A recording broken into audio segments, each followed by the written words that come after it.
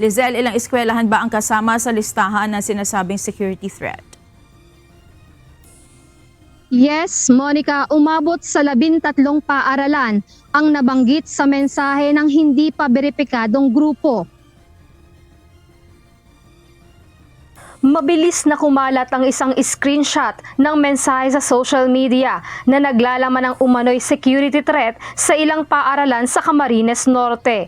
Kasama sa listahan ang Daet Integrated School, Vincent's Pilot High School, Mabini Colleges, Kamambugan National High School, Paracali Central School, Jose Panganiban National High School, Moreno Integrated School, Basud National High School, Parang Elementary School, Batubalani National High School, Chongwa National High School, Alawihaw National High School at Alawihaw Elementary School.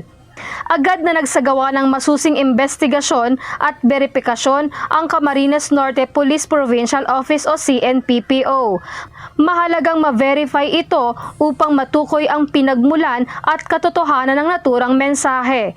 Samantala, bagaman 13 lang ang kasama sa listahan dahil sa kapakanan at kaligtasan ng publiko, suspindido ang klase sa lahat ng antas ng pribado at pampublikong paaralan sa buong lalawigan ng Camarines Norte kanina July 6.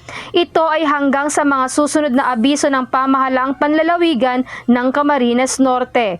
Ipinatutupad ang precautionary measure para sa kaligtasan ng mga mag-aaral, guro at school personnel habang ina-assess pa ng mga awtoridad ang nasabing threat. Payo ng mga awtoridad sa publiko, manatiling kalmado, mapagmatsyag at huwag agad maniwala o magbahagi ng hindi beripikadong impormasyon upang maiwasan ang pagkalat ng maling impormasyon at hindi kinakailangang pag-aalala.